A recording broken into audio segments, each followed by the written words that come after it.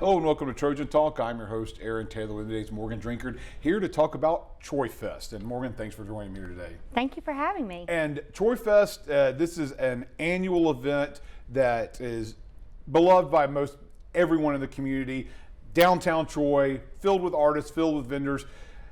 But as I say, an annual event. But last year, sadly, due to COVID, didn't happen. But it is coming back this year, and you're hoping that it will be just as big as it has been in the past, right? Yes, unfortunately last year due to the circumstances we weren't able to hold the festival, but typically is an annual event, and this year we are looking forward to a wonderful festival. Our artists are eager to return to our community. They love coming to the Troy community. They love the support that our community provides for them by both enjoying the exposure to their artwork and also purchasing their artwork. And we have an incredible lineup of vendors planning to come to this year's festival. And of course, for the uninitiated, TroyFest, downtown Troy turns into just booths and booths and booths of artists and vendors in downtown. Tell us a little bit about just the overall dynamic of what this event is all about. Yeah, TroyFest is a 2-day festival that's held in downtown Troy on the square. So you're right, we block off the streets. It's a walking festival. It is free to the public, so it's a great family event. Wonderful, just park your car close to downtown and walk into the festival, and more than 100 booths of artists. We have photographers, glasswork, woodwork, painting, 2-dimensional, 3-dimensional art, and really something for everyone. And of course, you know, when it comes to TroyFest, you mentioned all those artists, but in addition to just being able to see and purchase this art, it's a community event. Yeah. It is one of these things that folks can get together and just have a good time.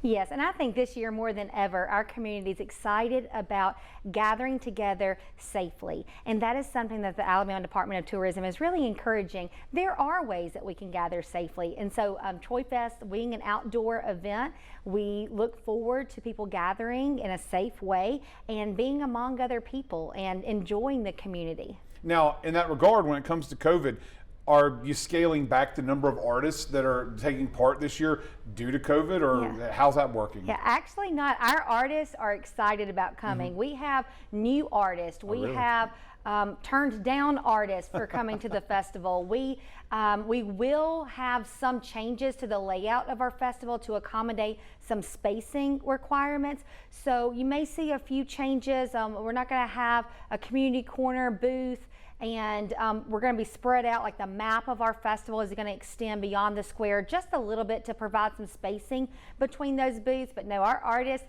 they want to be here, and they're signing up to just in droves. And of course, and that's one of those things, the spacing was issue, but you're doing that, commenting about kind of spreading out. And it kind of, even though it's on the square, it tends to leak out a little bit in different directions anyways, right? Yes, that's right. So we have, usually our food vendors are down by the Johnson Center for the Arts, and that will stay the same.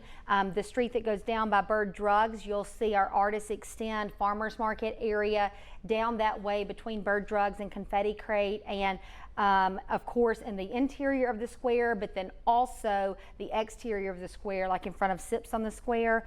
And an artist map and layout for the festival will be available on our Facebook page closer to time if you want to kind of map out your route. You kind of want to know where you want to go and figure it out. That's And right. you mentioned there, one of the things that a lot of people, the artists and all that, the keystone factor to this, but you mentioned there the food vendors, and that's one of those things that a lot of people they go for the art, but they also go for that food, and that's one of those elements that you worry about. Is it going to be there? But you're saying the food trucks and all that's still going to be there. We have 14 festival food vendors. So from barbecue to everything dipped and fried and all the festival food favorites, we have a great committee that's done a good job of getting those food vendors to our festival. So an opportunity to enjoy a little bit of fun food. I'll talk about carnival food, festival food, opportunity for that, but then to see the vendors and the artists there. And of course, you know, we talk about the artists, and we talk about getting in there.